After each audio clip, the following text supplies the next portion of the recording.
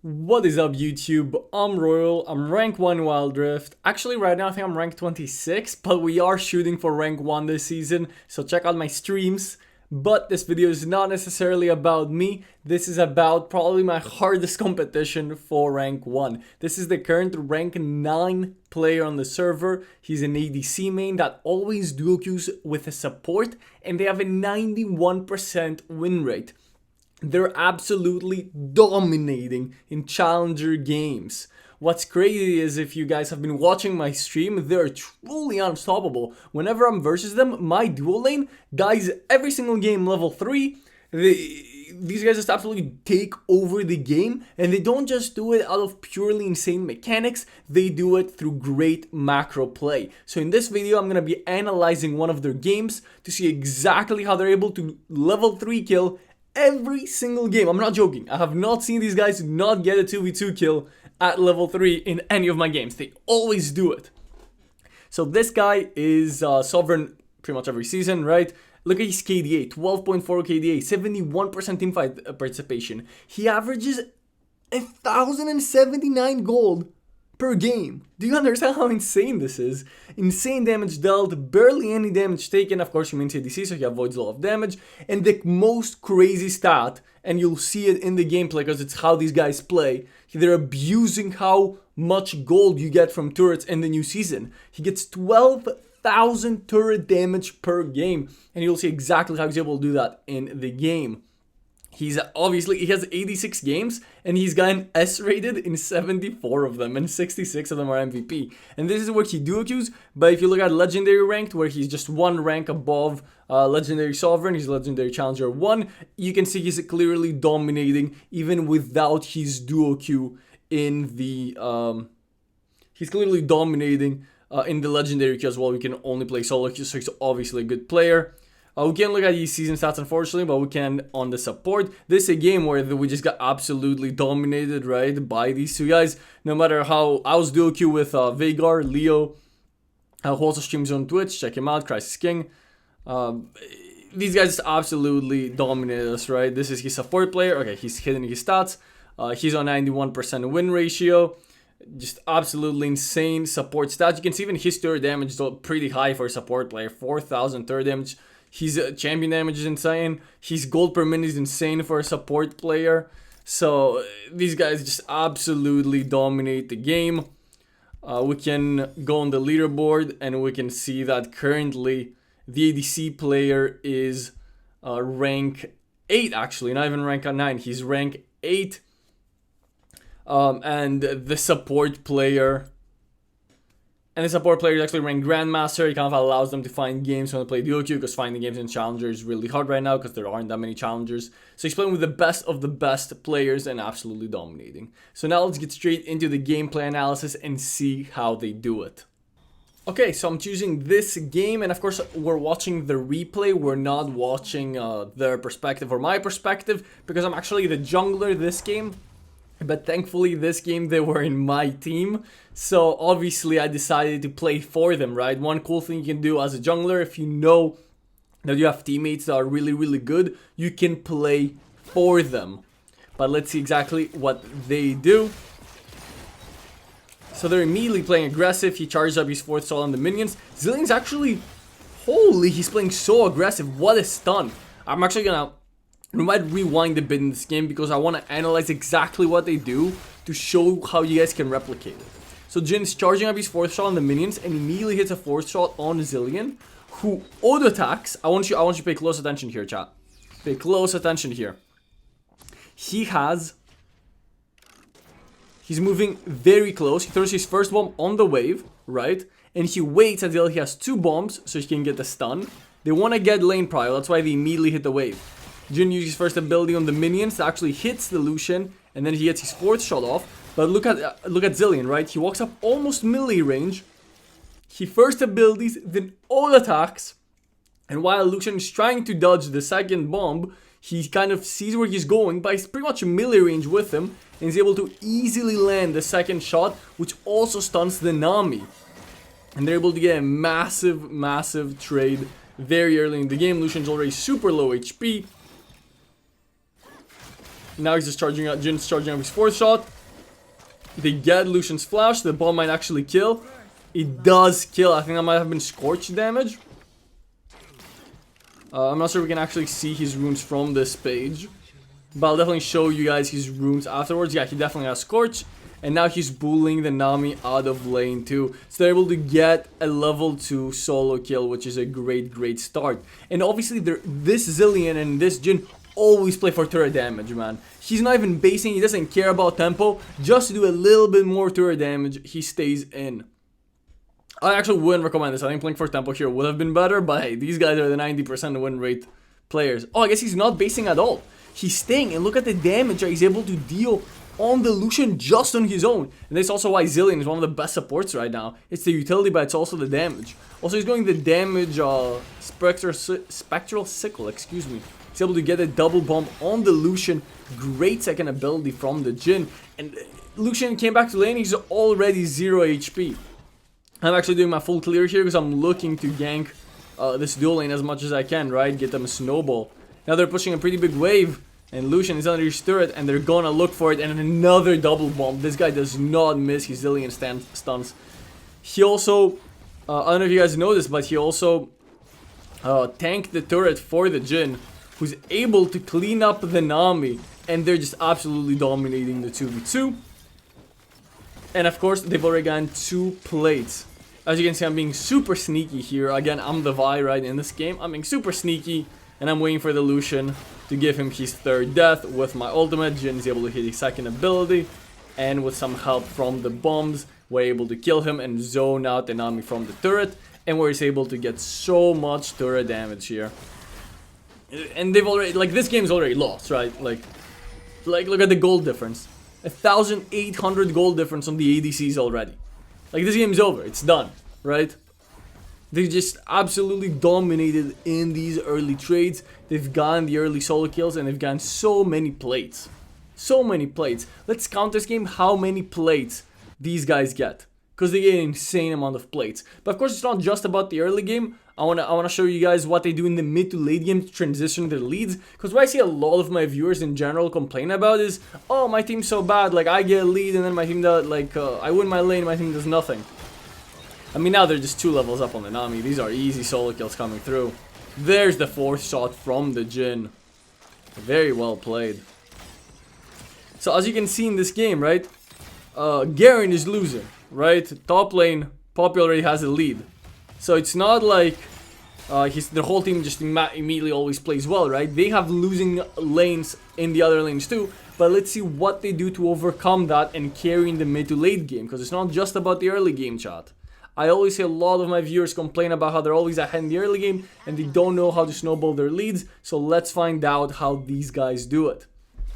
Jin's going for collector first item. He actually went for armor pen boots, which is really interesting. And Zilean went for, he's going for AP build, but he is going for the cooldown reduction boots. Of course, they're super afraid to play the game, especially, I think they know that I'm around. So they're super afraid to play the game. Yeah, they see me on a ward here. Of course, I'm playing super heavy for my dual lane to snowball them even further. When you're playing jungle, you want to play around your winning lanes, which in this case, it's my dual lane. So immediately after they get the first turret, 4 minutes into the game, they immediately want to swap. If you look at the pings on the map, they're pinging Garen away. They're like, Garen, leave. We are going here. We are going Baron lane here. Swap, get your ass in the bot lane and wave clear. Garen angrily, he's 0-2-0. He's really far behind the Poppy. He's 1,000 gold down on the Poppy. But now Poppy won't get to fight him anymore because of the swap. And now Jin is looking for these 5 turret plates. He already got 5 in the bot lane. He wants to get more. Lee Sin is actually coming here to wave clear just to be able to defend this turret. The jungler has to come up here, right? I immediately go there to again play around my winning lane. I get the ult onto Poppy, which doesn't kill her, but we do chunk her heavily, right? And this might seem like an unsuccessful gank. And I'm not just saying this because I'm the Vi, but this was actually a very successful gank. Because Vi now, or the Poppy now really needs to base. He decides not to base when he's very, very low. He gets stunned up. And here come the bombs plus the Jin ultimate. And they're just diving them. They're able to clean up the Lee Sin. The Poppy flashes away, but Zillion with the flash stun is able to get the flash bomb is able to get the bomb, and now they're getting even more plates. So they've already gotten the 4, I think the turrets have 4 plates, not 5, but they've gotten 4 plates and a turret, and now they're getting another 4 plates, and they're about to get another turret. They get 2 turrets before the plates fall, because of their proper macro to swap to the Baron lane. Of course, obviously they have a jungler who's also playing with them. Oh, whoa! Let's make fun of Leo for a second. If you guys don't know Leo, he's a fellow streamer. He's the best back in the world. He's playing mid lane right now. Let's make fun of him for a second, because this gang, okay, this gang was crazy. So I see an opportunity to go in. Right, we have Lysandra, and I almost have Viold. Let's look for a play mid. Lucian's clearly overextended, and look at my Lysandra. Look at my Lysandra. Uses his third ability, doesn't take it, ults himself. Huh? Huh? And I die here, the flash out attack by Lucian. I can't believe it. Anyway, let's focus on how these guys carry myself, Leo, and this Garen. So now they swap to the last outer turret that they haven't taken, the mid lane turret, and this is exactly where they want to be, so they can also easily rotate around the map. Lee Sin is gonna get the first objective, obviously, since I'm dead after that misplay mid. Are they gonna steal it here? They do steal it, dude. What is that 4th shot damage? What is that 4th shot damage? Did you guys see that? So Lee Sin is by himself, so he's trying to sneak it. His team can't really rotate, right? Because of how strong these guys are. From 951, he kills it before Lee Sin can even smite it. Absolutely crazy 4 shot gen damage, and this is like very high understanding of his champion's damage, right? He didn't wait. When he knew that he had enough damage for the dragon, he executed with that 4th shot. And now they're again playing mid lane. They want to play for the final turret. I'm trying to get the Herald. Of course, I have so much priority with these guys in the mid lane. We're always gonna have mid lane priority now that they're here, just because of how fed they are, right? He's almost 4,000 gold up on the Lucian. If I does break out, Poppy does do a bad engage. Jin is of course hitting all of his ultimate shots. What an absolute god this guy is. And now we're gonna be able to take down one more turret. So despite him having a mid laner who went even towards the head, right? He definitely didn't lose or win lane. He went even as Lysandra Syndra, which is actually a bad matchup for Lysandra. He had a losing top lane, right? And he's able to completely snowball the game on his own with his support duo Q, of course. And they're going to be able to get a second turret. So they've already gotten the inner turret. And I want you to notice how they play the macro game and how they're actually able to just take turret after turret after turret. So immediately after taking the 2 mid lane turrets, they are gonna run to the side lane because they're gonna look for the 2 other outer turrets. So what I want them to do here, yep, they're gonna push mid lane first, right? Because when they rotate to a side lane, they don't want to lose the mid turret. So they push the mid lane first. They're using bombs to face check the jungle so they don't make any mistakes to get collapsed on. They're putting good vision in the jungle. So they're playing the game actually perfectly. This is perfect macro. This is exactly how you should be playing. They push the mid lane turret. They go and get vision in the jungle. They don't greed. They go back to mid lane to push the next wave. And now they have pushed the wave and they have vision in the jungle. Now they're going to look to start doing rotations. But Poppy's actually getting caught mid. So they're going to be able to get the Poppy. Jhin opens up the ulti. He's able to clean up the Nami. There we go. I use the enchanted ensemble mid, so we actually look for inhib. But while we're taking the inhib, he knows that he's not needed here. He knows he's not needed for this inhib, right? We can easily take it. So he immediately rotates top to get another turret. He completely understands he's not needed mid lane. It's not like we can get the Nexus. It's minute 9, but he knows that with enchanted ensemble and the people that are already there, we can get mid lane turret. So he rotates and takes the top turret. So now we've already taken 6 turrets this game. 9 minutes to the game, 6 turrets are down. He has 10,000 gold, 4,000 gold over the enemy ADC. Zillion has 4,000 gold over the enemy support. So our 8,000 gold lead, we have a 10,000 gold lead. 8,000 of that is just on Jhin and Zillion. And keep in mind that they've given the rest of the team so much gold by taking these turrets. So let's see how he closes out this game. they're just the perfect macro and micro that they're using to just completely dominate ranked, right? So he's pushing top wave while Lysandra was mid pushing wave. They're, again, like I say in all my videos, by the way, they're counter jungling, right? They're already ahead. They want to counter jungle. They want to get further ahead. And now they're looking for this top lane inhibitor turret because the fight is breaking down, right? They know a fight is breaking down.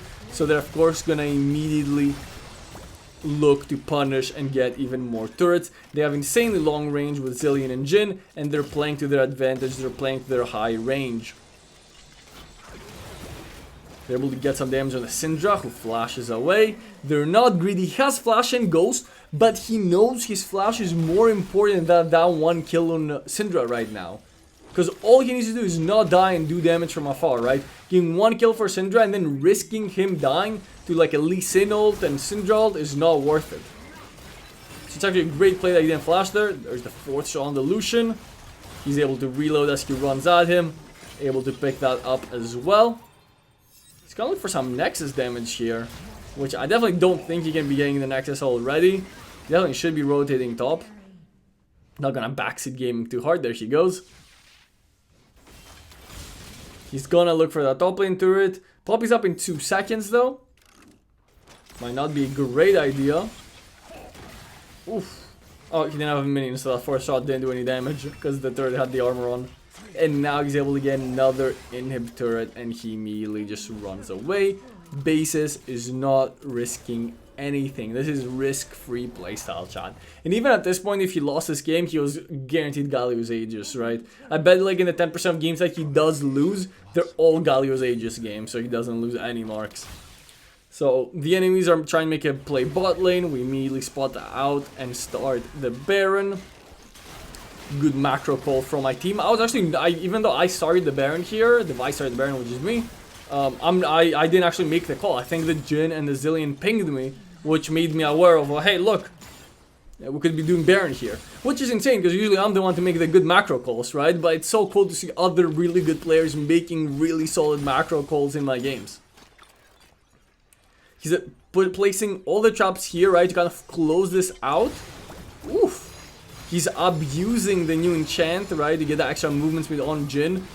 Like, that enchant plus 4th shot is insane. Good shield by the Poppy. She actually takes so long to take down, by the way. How broken is Poopy? There we go, she finally goes down. I guess he doesn't have his Mortal Reminder yet, so Poopy's the one champion he's really struggling to kill. Okay, the ult on full HP. They're so scared, bro. They're sitting behind their Nexus. And he's just constantly pressuring them, and he's looking to win with his Baron push. He doesn't even want the triple inhib. Okay, Zilean ult coming through. I think this is the first time we see Zilean ult, honestly. It's not been needed this game whatsoever. And they should be able to just end the game here. Clean. Absolute domination from these guys. If you want to see them play, we're playing with them and versus them all the time. So make sure to tune in on my live streams. We are shooting for rank 1, but it's going to be really hard when these guys are chasing the same goal.